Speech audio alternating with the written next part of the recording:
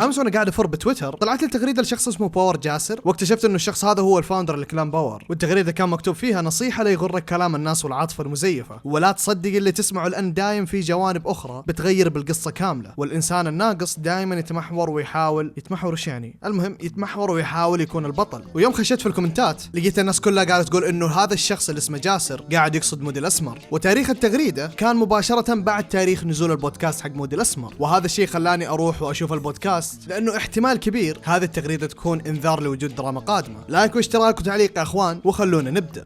في يوم 17 من شهر 7 نزل في قناة جام ستوديو بودكاست يصير خير. واللي مو عارف بودكاست يصير خير، هذا البودكاست اللي طلعوا فيه اغلب مشاهير السوشيال ميديا ومن ضمنهم يوتيوبرز. ومن اليوتيوبرز اللي طلعوا في البودكاست هذا كان مودي الاسمر. وللي ما يعرف مودي الاسمر، مع اني ما اتوقع ما في احد يعرفه، ولكن مودي الاسمر من اقدم اليوتيوبرز الموجودين في الساحه. بدا في قناته في سنه 2012 وكان زيه زي اي يوتيوبر قديم ينزل كومنتري في كود والامور ماشيه يعني. ولكن الشيء المميز في الادمي هذا انه كان مستمر من ذيك الفتره الى فترتنا الحاليه، وكان يواكب جميع الترندات، تحديات، مقالب، فيفا، تحدي المسبح من 8 سنين، وكان مستمر خلال ذيك الفترة. ولكن زيه زي أي يوتيوبر ثاني كان يمر بفترات يقطع فيها. وتكلم في البودكاست هذا مودي عن عدة أشياء، ومن الأشياء اللي تكلم عنها كلان أسمر اللي كان مؤسسه وبداياته في صناعة المحتوى، لين وصلنا لفترة مودي الأسمر مع كلان باور. وأول ما تيجي سيرة كلان باور في أي مكان جيب فشار وشوف الهوش اللي بتصير. طيب أحمد يقول أن باور يمسكك من الألف للياء. وين إدارة باور؟ من أي ناحية؟ ما تدير مودي الأسمر وقتها. من أي ناحية تمسك من الألف للياء؟ هو يقول في كل شيء. أول شهرين أو 3 شهور كان واحد معنا كاتب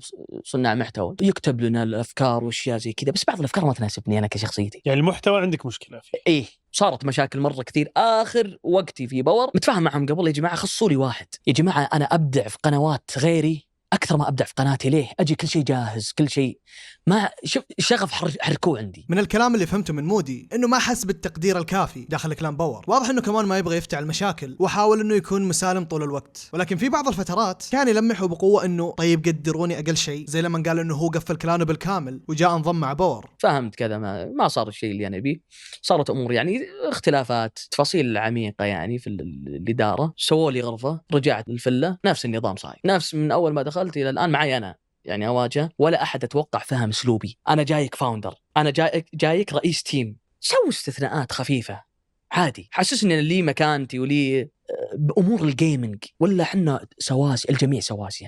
أتكلم بأمور الجيمنج، أنا مقفل تيمي كامل وجايك، سوي بس حسسني اني شوي. صارت في البدايه هي، بس بعدين ما صارت. وهالشيء يزعجك؟ ازعجني. ما كان يستشيرك احمد يستشيرني على حتى المطعم المندي اللي بنروح له في كل شيء. وهذه بكل صراحه احس انها منطقيه، لانه اول حاجه مودي شخص له تجربه في مجال الرياضات الالكترونيه، وبكل تاكيد عنده تجربه ممتازه مع صناعه المحتوى، سواء كنت تحب محتوى مودي او تكرهه حتى لو شخصيا. ولكن على الاقل احترم انه الشخص هذا كان له صولات وجولات في اليوتيوب. زي عني انا شخصيا جات فتره من الفترات ما كان يعجبني الادمي، محتواه ما عاد صار يناسبني، ولا الآن أشوف إنه محتواه ما يناسبني. ولكن شخصياً أشوف إنه مودي يستحق الاحترام. ما أقول إنه يحصل على معاملة فريدة من نوعها داخل باور، وحتى هو قال الكلام هذا، قال إنه كلهم سواسية. ولكن في كلام بين السطور أحس إنه مودي مو راضي يطلعه عشان يتجنب المشاكل طبعاً. وفي حاجة غريبة صارت في البودكاست هذا يوم بدأوا يتكلموا عن أحمد شونغ، وأنا ما أدري صراحة أشوفها حركة غريبة ولا غبية ولا حركة ذكية، واللي هي يوم إنه مودي طلع الجوال ودق على أحمد. بدق عليه كلمة لأن إيه حش فيني ويقولك اشتغل يا مودي اشتغل، وهو لو قال تا صار كل شيء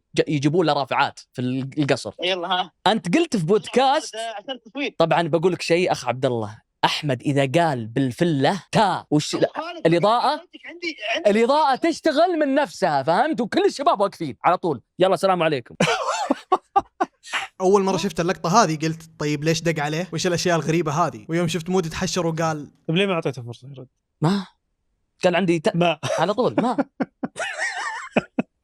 طيب ترى حبيبي والله. طيب تراك حطيت نفسك في موقف بايخ. والشيء اللي خلاني أقول عنها حركة ذكية هو إنه ما شاء الله يعني المتابعين اللي تابعوا باور أو فئة كبيرة منهم هي واحدة من الثنتين، يا من أولى إلى سادس ابتدائي، وكانوا يشوفوا إنه خروج مودي من باور هي الخيانة العظمى اللي حصلت، أو من 13 إلى 16 سنة، وهم الناس اللي قاعدين يسووا نظريات ويحاولوا يسووا فتنة إنه من جد هذول الاثنين متضاربين. فكانت الحركة هذه بمثابة دليل إنه إحنا ترى على وفاق، وإنه إحنا أخويان ترى، ولكن كانت بلفة يعني، لأنه مهما تكلم مودي وقال والله الآدمي ذا حبيبي، والله الآدمي هذا خويي، الناس ما راح تصدق إلا بموقف زي كذا أو حركة زي كذا. وأعذر صراحة على الحركة هذه لأنه الآي كيو عند بعض الناس لك عليه شوية. ولكن خلونا نرجع شوية لبداية الموضوع. أحمد شونغ طلع وتكلم في نفس البودكاست اللي اسمه يصير خير على مودي الأسمر، لكن على مستوى رائد شخصي حتى برضو على مستوى مودي الشخصي. مودي، وهذا الكلام يمكن اول مره اقوله، مودي انا جيتها عنده قلت له مودي خلاص انت لازم توقف. ليش؟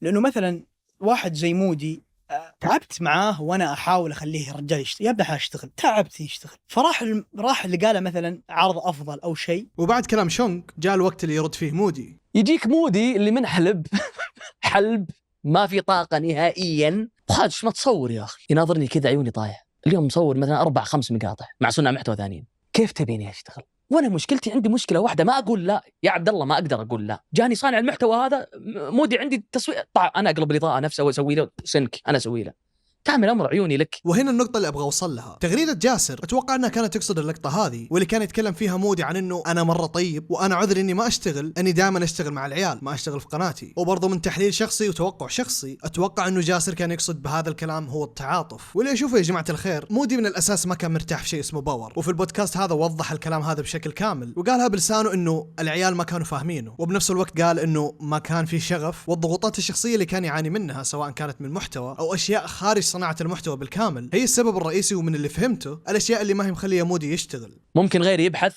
الان في تيم السابق باور، يبحث يشوف لك قناه اجنبي ساعتين، ما اقدر انا اجلس وابحث 5 دقائق.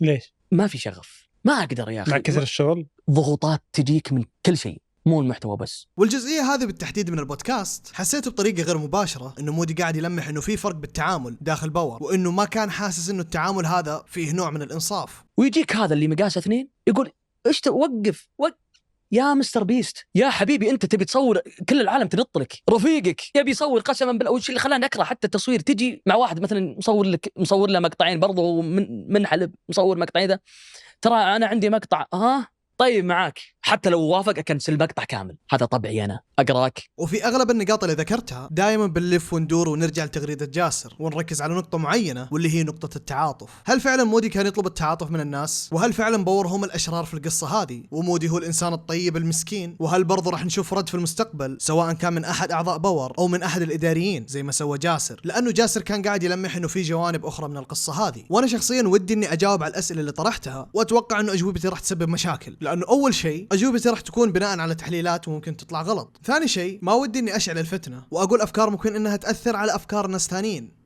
وانا قد قلت بالمقطع انه انا احس كذا وانا اتوقع كذا، ولكن التوقعات هذه مبنيه على ردات الفعل اللي كانت في البودكاست، ما كانت يعني من تخيلاتي يعني. وبالاخير الله يوفق مودي والله يوفق باور ويوفقنا اجمعين ان شاء الله. ومجملا البودكاست مره كان رهيب وانصحكم تشوفونه، ونشوفكم ان شاء الله في المقطع الجاي. واذا كنت حابب تتواصل معايا انا دائما موجود على الانستغرام، وبرضه تابعني على السناب اذا كان ما عندك حياه يعني. قناه الجيمنج راح تلقونها بالدسكربشن، ووصلونا 1,000,000 لايك يا جيش باور، ونشوفكم على خير ان شاء الله. يلا سلام.